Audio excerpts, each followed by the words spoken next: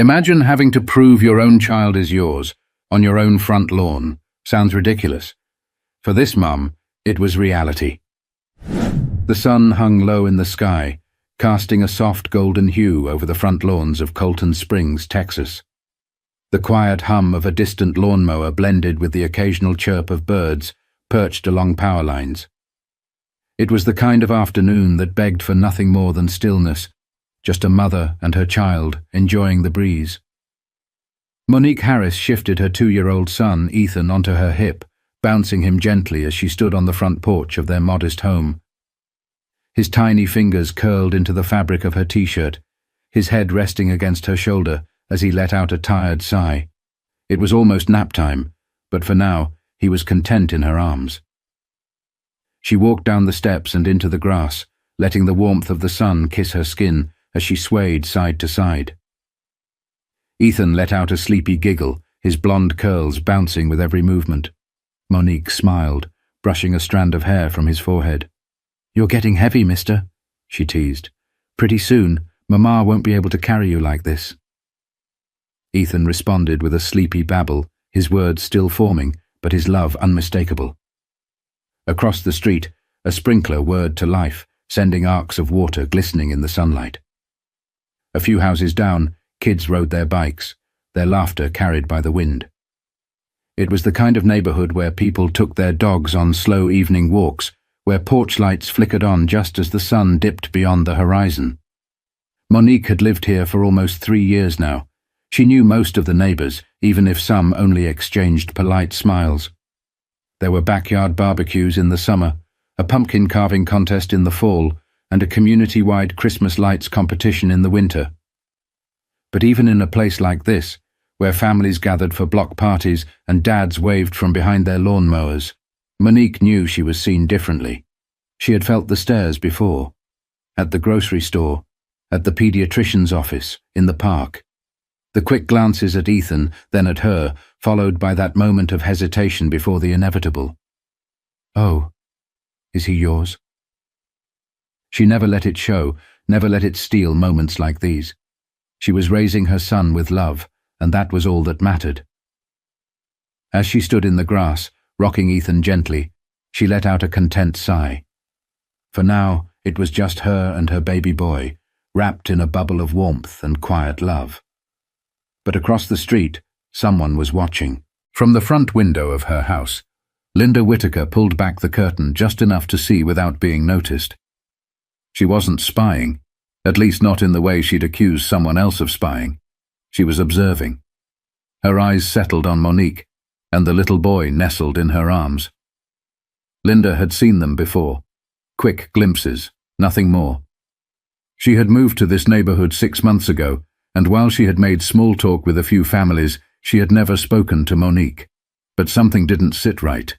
She didn't even realize she was gripping the edge of the curtain until her fingers started to ache. The woman outside was black. The child in her arms was not. Linda frowned, shifting her weight from one foot to the other. She had lived long enough to trust her instincts, and something about this scene sent a whisper of doubt through her mind. She wasn't the kind of person who ignored things that looked off. Maybe she's the nanny, she reasoned. Or maybe she's babysitting for a friend. But the way Monique held him, the ease with which she cradled his head, the way Ethan's small fingers curled into her shirt like he had done it 1,000 times before, this wasn't a temporary arrangement. Linda glanced over her shoulder at the kitchen clock. Her husband, Mark, wouldn't be home for another hour. She had time to do something. She let the curtain fall back into place and walked to the foyer, grabbing her phone off the console table. For a moment, she hesitated, chewing on the inside of her cheek. Calling the police was a serious thing. She wasn't someone who made a big deal out of nothing. But what if she was right? What if this child didn't belong to that woman? She pressed the numbers, her thumb hovering over the call button. Then she thought about the news, about the stories of missing children, of mothers pleading into cameras, their voices cracking as they begged for their babies to come home. Her heart tightened. "I don't know if this is an emergency," she said when the dispatcher picked up. Her voice was soft, hesitant, but firm enough to feel justified. "But there's a woman outside my house, holding a child that doesn't look like hers. I don't want to ignore it if something's wrong." The dispatcher asked for more details, and Linda gave them. The address, what Monique looked like, what the child looked like. She insisted she wasn't accusing anyone of anything, just making sure. The call ended. Linda exhaled, rubbing her palms against her jeans as she peeked out the window again. Monique was still there, rocking the child gently, completely unaware that within minutes a police cruiser would be pulling up to the curb. Linda stepped back from the window, the weight of what she had just done settling onto her chest. But she told herself it was the right thing. It had to be. Monique had just started humming softly, a lullaby that Ethan always calmed to, when she noticed something out of the corner of her eye. A black and white police cruiser turned onto the street, moving at a slow, deliberate pace. At first, she didn't think much of it. Maybe they were responding to something a few houses down. But as the car rolled to a stop right in front of her home, her stomach tightened. Ethan stirred in her arms, shifting against her chest, sensing her change in posture. Two officers stepped out. One was a middle-aged white man, tall with a serious face, his uniform crisp and his movements practiced. The other, younger, Latino, seemed a little more hesitant. They both looked at her, then at Ethan. Something in Monique's gut twisted.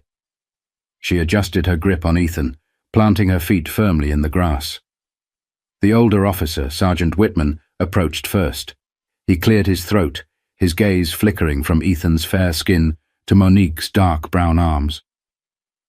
"Ma'am," he said, his voice even, "we received a call about a possible child abduction."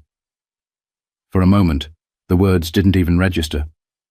Monique just stared at him, blinking, waiting for him to say something else, something that made sense. "A what?" The younger officer, Officer Ruiz, shifted uncomfortably, his hands resting on his belt. "We were told there's a concern about the child in your care." Ethan let out a small whimper, his grip tightening around Monique's shirt. She instinctively rocked him, patting his back. Her pulse pounded in her ears. "This is my son," she said, her voice sharp but controlled. "Why would anyone think otherwise?" The officers exchanged a glance. Sergeant Whitman exhaled through his nose. "Ma'am, we're just following up on a report. Do you have identification on you?" Monique's jaw clenched. Her ID. She had lived in this neighborhood for years. She had walked this street countless times with Ethan. And now, because someone thought she didn't look like his mother, she had to prove she belonged in her own front yard. Her eyes darted around, and that's when she saw Linda standing on her porch across the street. The woman wasn't hiding, wasn't pretending to mind her own business. She stood stiff, arms crossed, lips pressed into a thin line. Monique felt heat rush to her face. So she was the one who called. She wanted to yell, wanted to demand an explanation, but right now she had to stay focused. She took a slow breath, keeping her voice level. "My ID is inside, but I don't see why I should have to show it just because someone doesn't believe he's mine." Whitman's expression didn't change. "We just need to clear this up, ma'am." Monique's hands tightened around Ethan's small body. She wanted to refuse, wanted to tell them they had no right. But she knew how this worked. She had seen the news. She had seen what happened to people who got too loud, too upset, too defiant, when they were just trying to live their lives. So she swallowed the fire burning in her chest. "My purse is inside. I need to put him down first." Whitman gave a stiff nod. "That's fine. We'll wait here." Monique turned, walking toward the front door.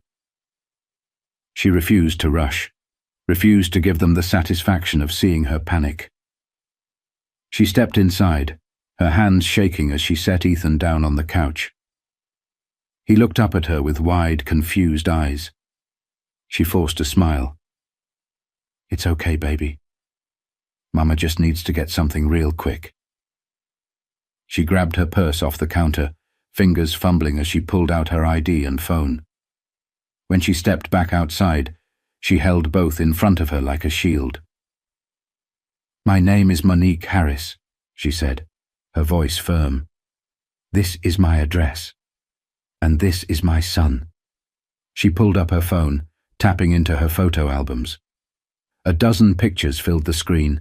Ethan at the hospital the day she adopted him. Ethan's first birthday. Ethan asleep in her arms, tiny fingers clutching hers. She turned the screen toward them. Officer Ruiz leaned in first. His eyes softened. Whitman took a little longer, his lips pressing into a thin line. Monique folded her arms. "Do you need more proof?" Whitman sighed through his nose, rubbing a hand down his face. "That won't be necessary, ma'am." But the damage was already done. For a long moment, no one spoke. Ethan, sensing the shift in the air, wiggled off the couch and ran to Monique, wrapping his tiny arms around her leg. She reached down, smoothing a hand over his curls, grounding herself in his warmth. Sergeant Whitman sighed, adjusting his belt. "Looks like everything checks out." Monique scoffed, shaking her head. Checks out. Like she had just passed some kind of test. Like she had to prove she was allowed to love her own child.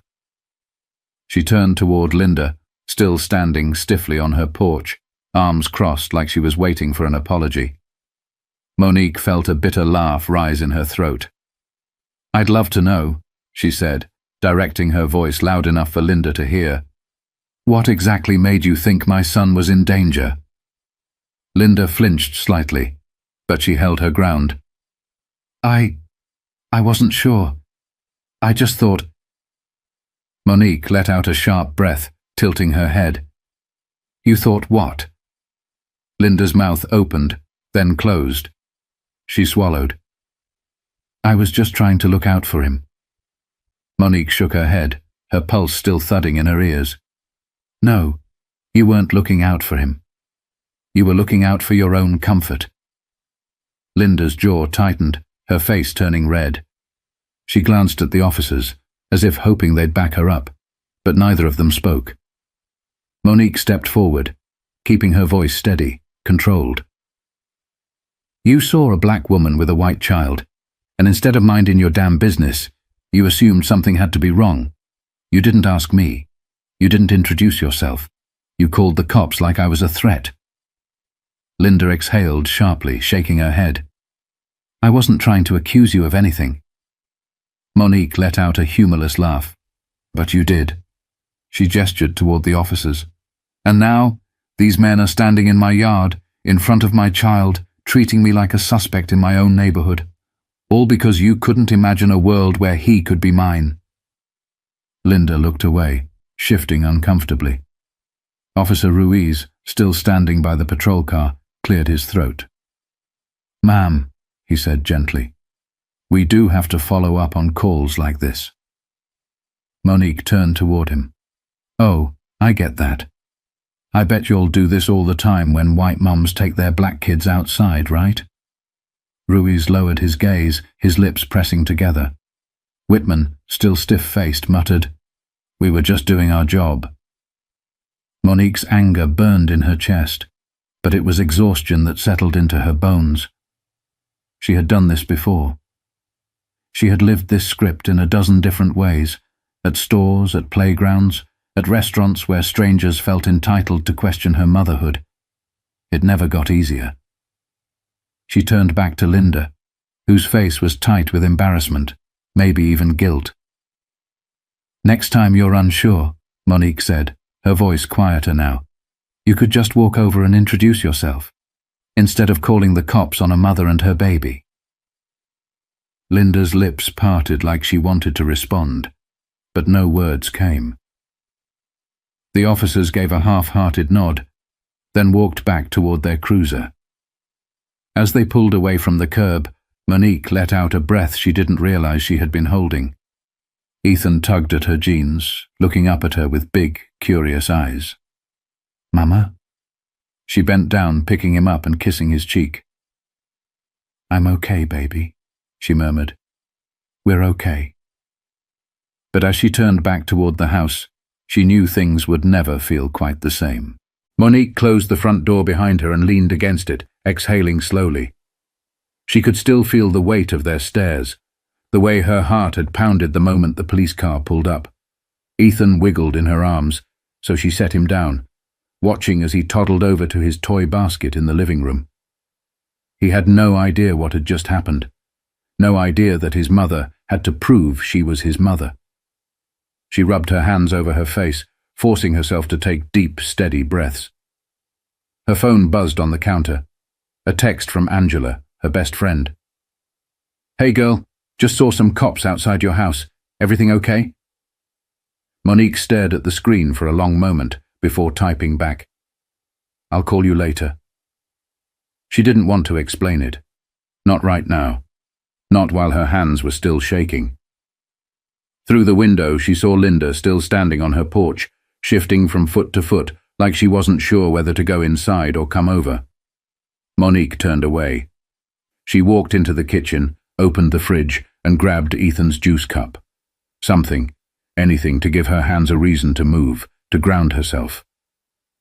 A few minutes later, there was a knock at the door. She already knew who it was. Monique inhaled deeply before walking over and pulling it open. Linda stood there, arms folded, shifting awkwardly on the porch. For a long moment, neither of them spoke. Then Linda cleared her throat. I just wanted to say I'm sorry." Monique stared at her. Linda swallowed. "I shouldn't have called the police." Monique raised an eyebrow. "No, you shouldn't have." Linda's eyes darted toward the ground. "I thought I was doing the right thing." Monique crossed her arms. "The right thing for who?" Silence. Linda exhaled, rubbing her hands together. I guess I didn't think." Monique tilted her head. "No, you did think. You thought that a black woman with a white child didn't look right to you, and instead of asking questions, you made a decision that could have gone really bad for me." Linda looked up, guilt flickering across her face. Monique let out a slow breath.